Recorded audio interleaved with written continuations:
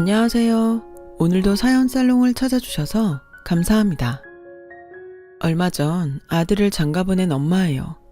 한때 아들의 가슴에 씻을 수 없는 상처를 입혔던 저에게는 이번 아들의 결혼식이 남다른 의미로 다가왔습니다. 과거에 제가 벌였던 과오와 그로 인해 맺어진 인연 때문이었죠.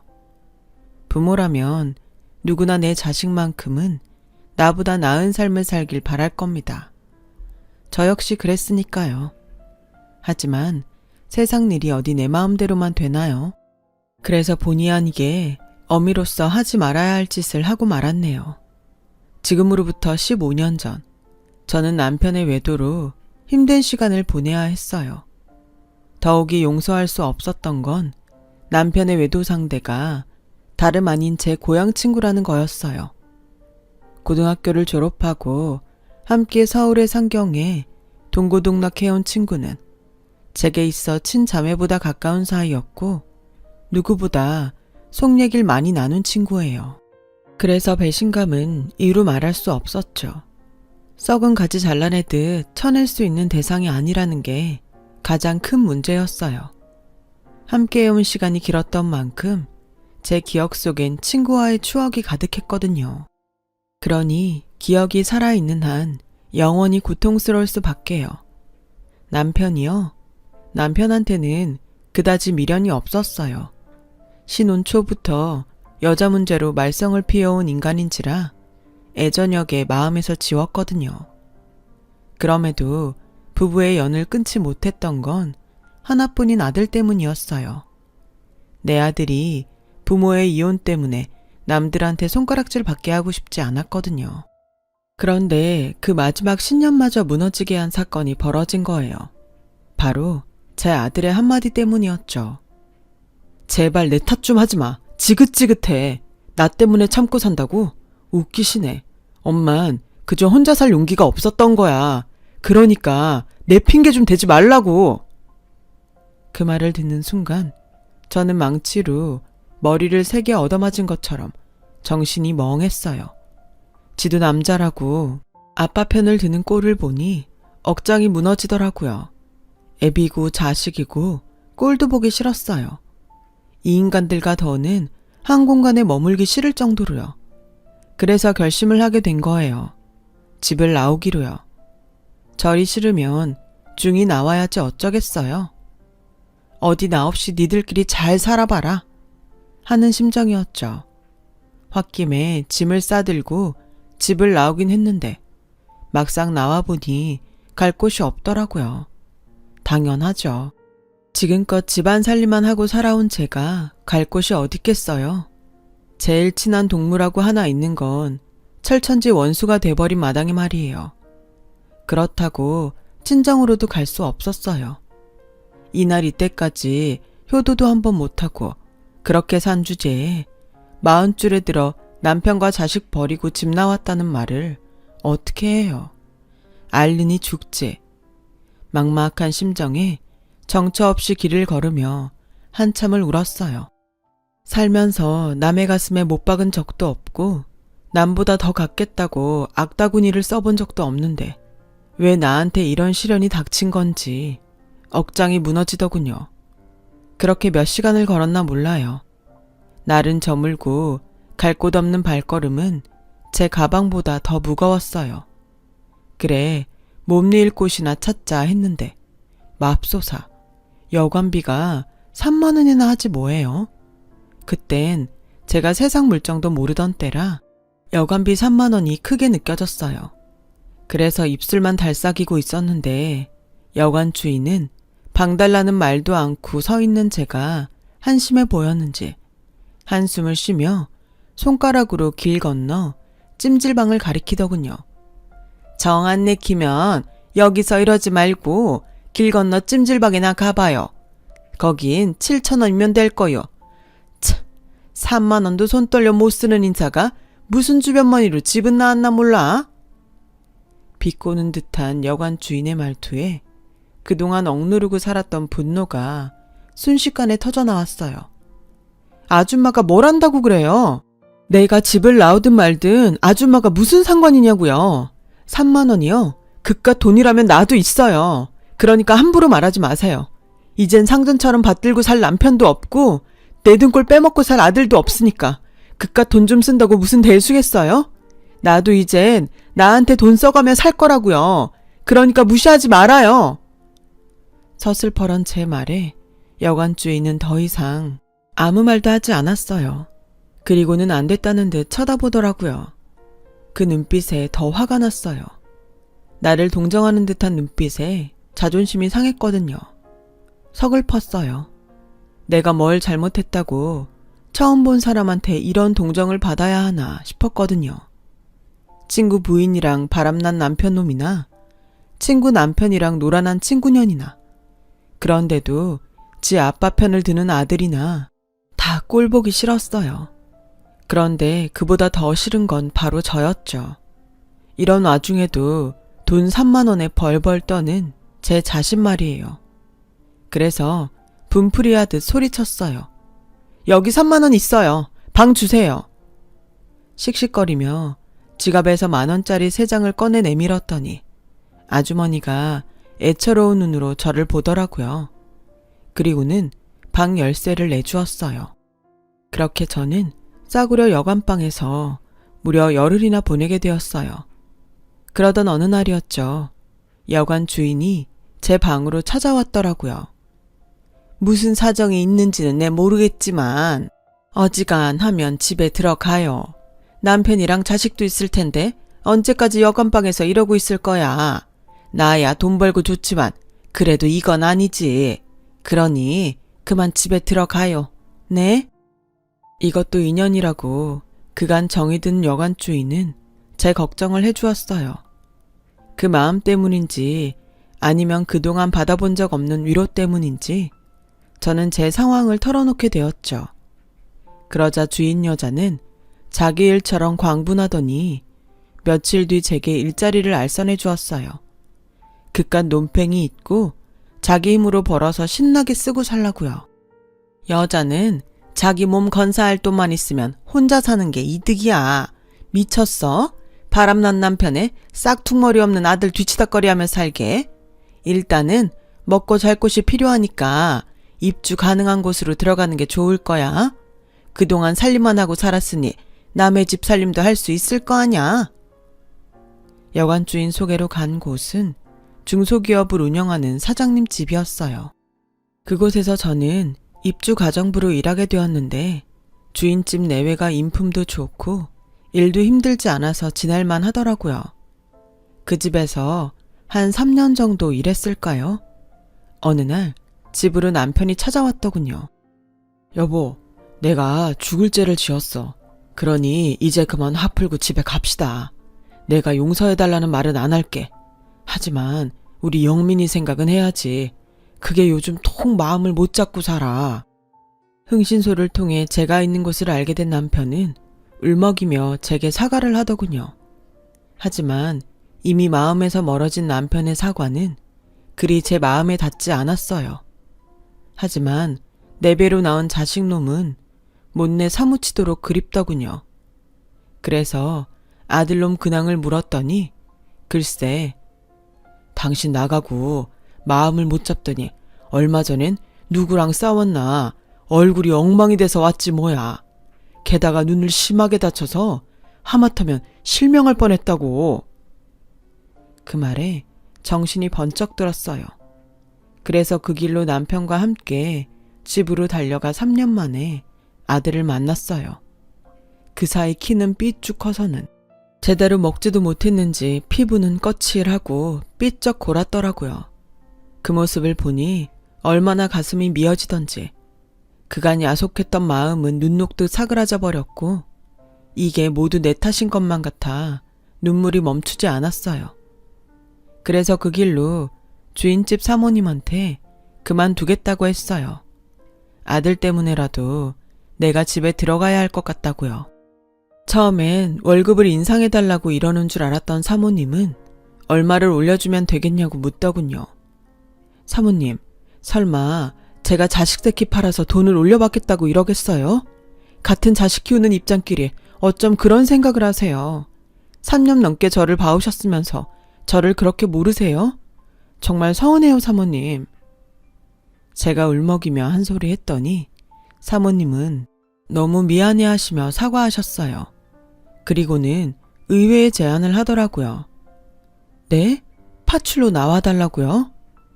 어차피 돈은 벌어야 하잖아요.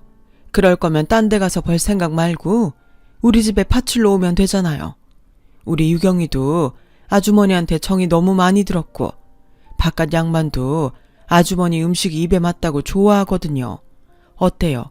생각 있어요? 따지고 보면 나쁜 조건은 아니었어요. 이렇다 할 기술도 없는 제가 어디서 그런 큰 돈을 벌 수 있겠어요. 그래서 하겠다고 했어요. 그렇게 저는 집에 돌아와 살면서 입주가정부로 살던 집에 파출로 나가게 되었어요. 3년 만에 집에 들어간 저는 나 때문에 아들 녀석이 다친 것만 같아 아들을 볼 때마다 죄책감에 시달렸어요. 혹여 우리 애가 삐뚤어지기라도 한다면 그건 모두 내 탓이라고 생각했죠. 다행히 그 후로 아들은 예전의 모습으로 돌아가 착실히 학교 생활을 해 나갔어요. 그게 어찌나 고맙던지 몰라요. 그 후 아들은 그동안 떨어졌던 성적을 만회하느라 누구보다 열심히 공부를 했어요. 그리고 그 노력은 결코 헛되지 않았죠. 서울에 있는 4년대 대학에 장학금을 받고 들어갔거든요. 없는 살림에도 열심히 해준 아들이 자랑스러운 나머지 눈물이 다 나더군요. 아들 때문에 집으로 돌아오긴 했지만 남편과는 여전히 냉랭한 사이였어요. 물론 남편은 저와 잘 지내보려고 무진장 노력을 하긴 했지만 제가 완강히 거부하자 곧 제 풀에 꺾이더군요. 그러거나 말거나였죠. 이런 내막을 모르는 시집 식구들은 제가 남편 알기를 우습게 한다며 불만이 이만저만이 아니었어요. 특히 시어머니가요. 넌 뭐가 그렇게 잘나서 네 남편을 그렇게 쥐잡듯 잡고 사니? 니네 친정부모가 그러라고 가르치디? 아무리 보고 배운 게 없어도 그렇지 어디 시부모 앞에서까지 남편한테 그따위로 굴어. 네가 소박을 당해봐야 정신을 차리겠니? 소박이요? 그러고 싶으시면 그러세요. 근데요 어머님, 지금 저한테 가정교육 운운하실 때가 아닌 것 같은데요? 예전에 아버님이 동네 다방 레지랑 유원지 놀러갔을 때 어머님이 아버님께 어떻게 하셨어요? 똥바가지 퍼부었던 거 기억 안 나세요? 전요, 그보다 더한 상황을 당했지만 그래도 그런 짓은 안 했어요. 제가 가정교육을 잘 받아서 어머님 아들이 무사한 줄이나 아시라고요. 어디 붙어먹을 게 없어서 자기 아내 친구랑 그러고 다닌대요. 제가 그 일을 생각하면 저 인간 똥물에 튀겨 죽여도 시원찮아요. 되지도 않는 시어머니 노릇하려다가 오히려 똥바가지를 뒤집어 쓴 격이 된 시어머니는 그 후로 제게 남편 문제로 타박은 하지 않았어요. 다른 문제로는 좀 했지만요. 하지만 전 그때마다 당신 아들 바람핀 얘기로 어머님 입을 틀어막곤 했어요. 결국 어머님은 당신 아들 잘못 탓에 돌아가시는 날까지 며느리 입을 가장 무서워하셨어요. 제 입장에선 이런 걸 전화위복이라고 해도 될런지 모르겠네요. 남편 또한 지은 죄가 있어서 제 앞에선 큰 소리 한번 못 내고 살았어요. 그렇게 과거와 싸워가는 사이 15년의 세월이 흘렀고 아들 녀석이 결혼하고 싶은 사람이 생겼다며 집으로 여자를 데려오겠다고 하더라고요. 평소에 내 며느리한테는 절대 시집살이 안 시키겠다 마음 먹었던 저는 약속 당일 아침부터 솜씨를 부려가며 음식 준비를 했어요. 다른 건 다 필요 없고 지들끼리 싸우지 않고 금슬 좋게 살면 그 이상 바랄 게 없겠다 생각하면서요. 하지만 며느리감 얼굴을 본 순간 생각이 달라지더라고요. 너 유경이 아니니? 글쎄, 아들 녀석이 데려온 여자가 바로 제가 입주가정부로 일했던 사장님 댁 고명딸이지 뭐예요. 안 그래도 며느리한테 남의 집살이 한 걸 들킬까봐 노심초사했던 저는 완전 망연자실했지 뭡니까. 그래, 따로 아들을 불러 말했어요. 너 이 결혼 절대 안 된다. 내가 다른 거 안 바란다. 쟤 유경이만 아니면 돼. 쟨 절대 안 돼. 하고 많은 여자 중에 왜 하필 쟤니? 너 엄마가 며느리 앞에서 고개 숙이고 살길 바라는 거야? 그런 거 아니라면 당장 헤어져. 왜 대답 못해? 엄마 말 안 들을 거야? 엄마, 혹시 유경이네서 가정부 했던 것 때문에 그러는 거야? 그런 거라면 걱정하지 마. 유경인 그런 일로 엄마 힘들게 할 애 아니니까. 겪어봤으니 엄마가 더 잘할 거 아냐. 주인집 딸이 하도 착하고 예뻐서 며느리 삼고 싶었다며. 그래놓고 이제 와서 왜 이래? 그건 말이 그렇다는 거지, 이놈아. 내가 빤스까지 빨아입히던 애를 어떻게 며느리로 들여. 그래서야 어디 며느리 앞에서 시어머니 위신이 서겠냐고. 너 그렇게 유경이랑 결혼하고 싶으면 이 엄마 죽은 다음에나 해라, 이놈아. 저는 버럭 화를 냈어요. 그 바람에 밖에서 이 소리를 들은 유경이가 베란다로 달려나왔더라고요. 그리고는 제 손을 붙잡고는 제발 자기 좀 받아달라고 애원했어요. 그 모습이 어찌나 애처롭던지 마음이 짠하더라고요. 이 착하고 여린 것이 닭똥 같은 눈물을 뚝뚝 흘리며 사정하는데 어찌나 마음이 짠하고 안타깝던지 힘들더라고요. 하지만 제 입장에선 그런다고 순순히 받아줄 일이 아니었어요. 설사 제가 받아준다 쳐요. 사장님 댁에서 이혼사를 허락하겠어요? 어린 반푼도 없는 얘기죠. 내 아들 가슴에 대못이 박힐 게 불보듯 뻔한데 어떻게 허락을 해요? 유경이한테 미안하지만 일찌감치 제 손에서 끝내는 게 낫죠. 그래서 울고불고 하는 유경이를 끝내 집 밖으로 내몰았어요. 그날 밤 유경이를 집에 데려다주고 온 아들은 제게 많이 서운한지 퉁명스러운 표정으로 그러더군요. 꼭 그렇게까지 해야 했어요? 유경인 엄마가 자기 집에서 이랬다고 함부로 할 사람 아니에요. 알고 있어. 내가 나 창피하다고 이러는 줄 아니? 너 때문이야 이거사. 네가 내 아들인 거 알면 그 집에서 이 결혼 하자고 하겠니? 내 자식 가슴에 대못 박힐 게 뻔한데 내가 어떻게 가만히 있어. 차라리 내가 반대해서 못하는 걸로 하는 게 낫지. 그러니까 고집 그만 피워. 네가 뭐래도 이 결혼 절대 안 되는 거니까. 더 이상은 너 상처밖에 안 해. 지금도 너 놓고 혼자 집 나갔던 게 얼마나 가슴에 사무치는지 알아? 네 눈가에 난 그 상처를 볼 때마다 내가 가슴을 친다. 나 때문에 네가 그렇게 된 것 같아서. 다시는 너한테 그런 상처 주기 싫다. 하물며 남이 그러는 건 더 못 봐. 그제야 아들은 시무룩한 표정으로 말없이 자리를 떴어요.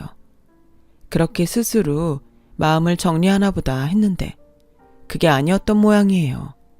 안싸돈이 전화를 했더라고요. 만나서 얘기 좀 하자고요.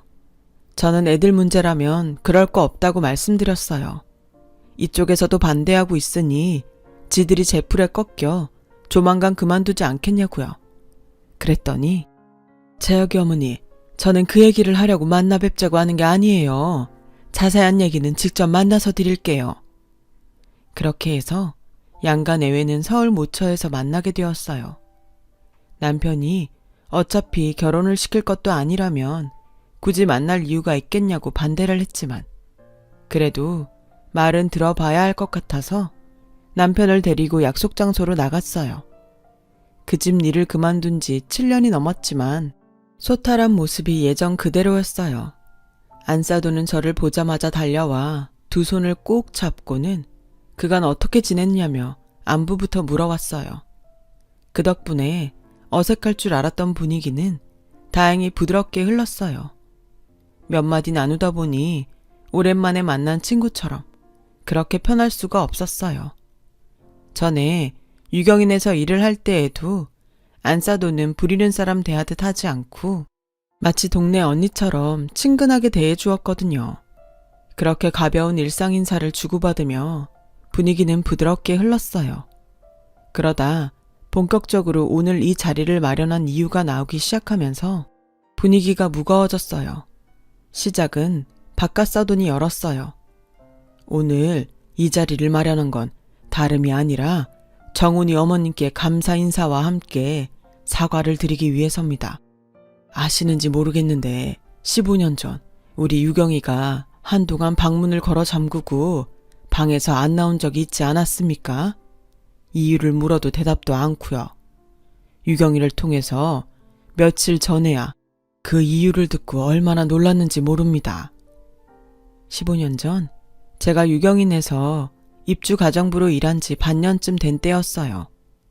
유경이가 독서실을 간다고 나간 지 얼마 안 돼서 다시 집으로 돌아온 적이 있어요. 뭘 빠뜨리고 갔나 했는데 무슨 일이 있었는지 겉옷이 찢긴 채 속에 피가 묻어 있더라고요. 게다가 잔뜩 겁을 집어먹은 얼굴로 금방이라도 울음을 터뜨릴 것 같았죠. 무슨 일이 있었냐고 물어도 대답도 않고 그대로 방으로 들어가 문을 잠궜어요. 그리고 며칠 동안이나 방 안에 틀어박혀 밥도 안 먹고 바깥 출입도 하지 않았어요. 사장님 내외가 아무리 방문을 두드리고 그렇게 불러도 요지부동이었어요. 학교도 가지 않은 채 말이죠. 그런 유경이를 방에서 꺼낸 건 편지 한 통이었어요. 당시 유경이가 펜팔을 하던 친구가 보낸 편지였죠. 보내는 이름도 적히지 않은 편지 봉투에 장유경이라고만 적어보낸 편지였어요.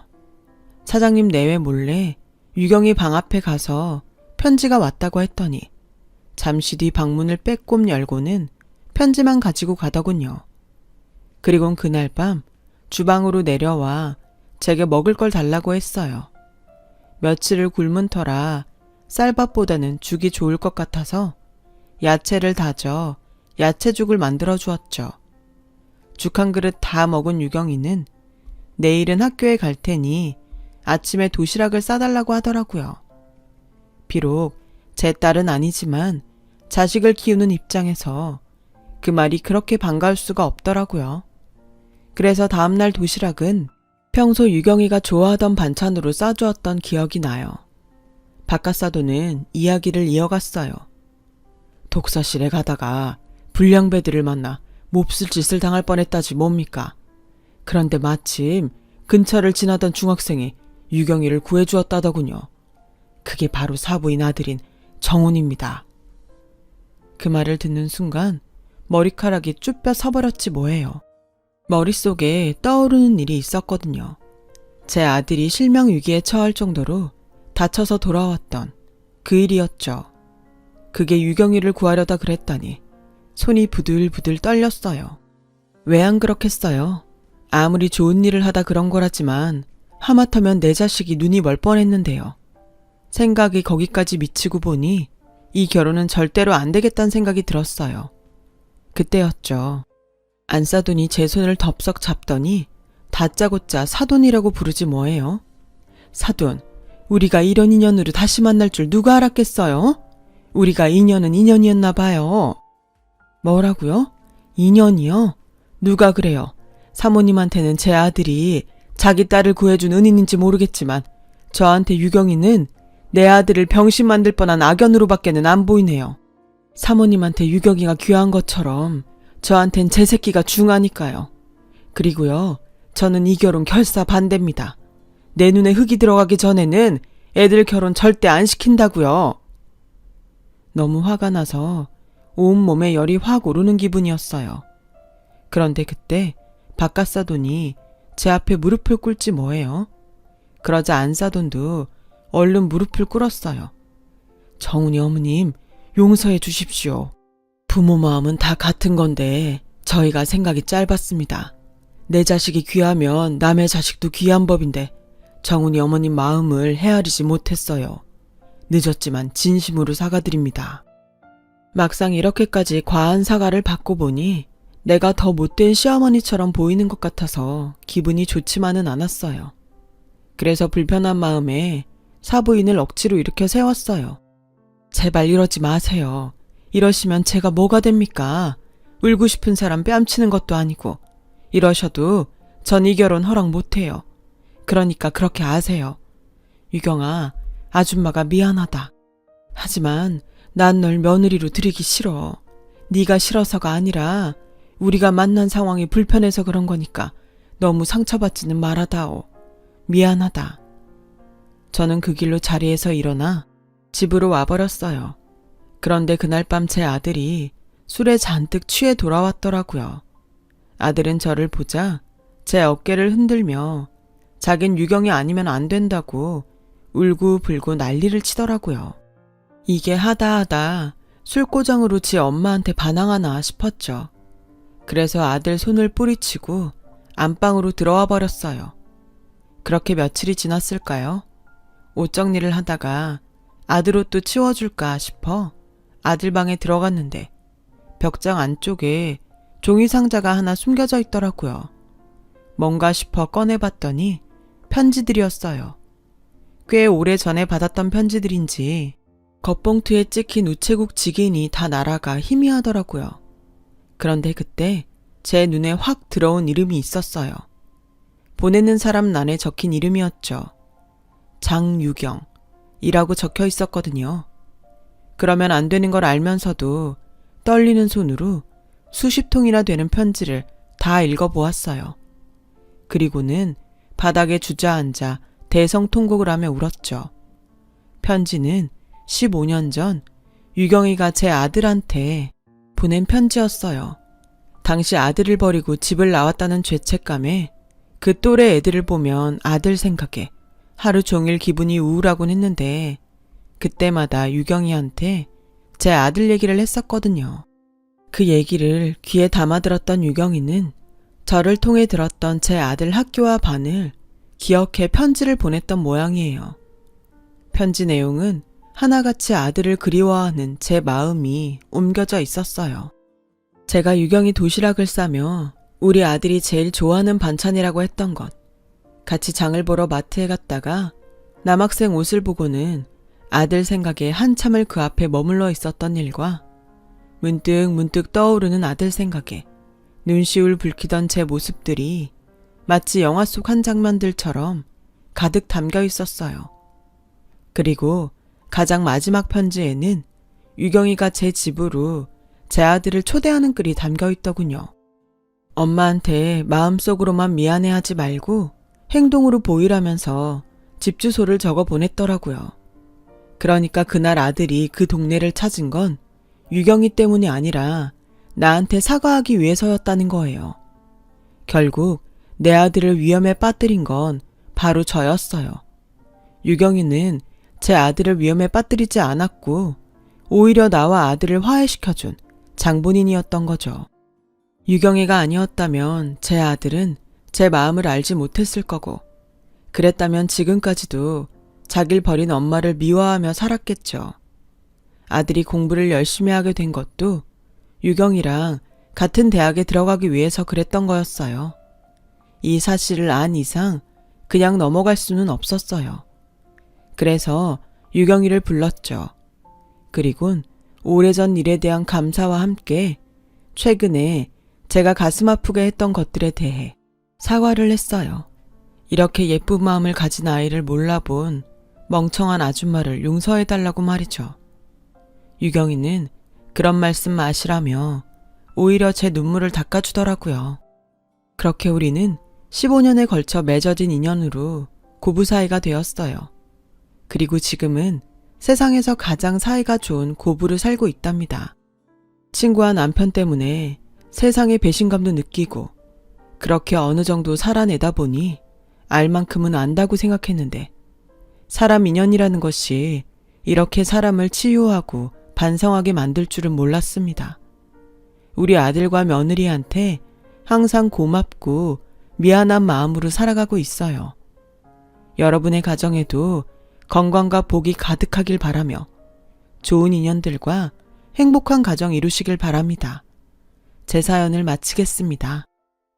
여러분, 사연 댓글에 응원과 현명한 조언 부탁드려요. 좋아요와 구독은 저에게 큰 힘이 됩니다. 오늘도 좋은 일 가득하세요.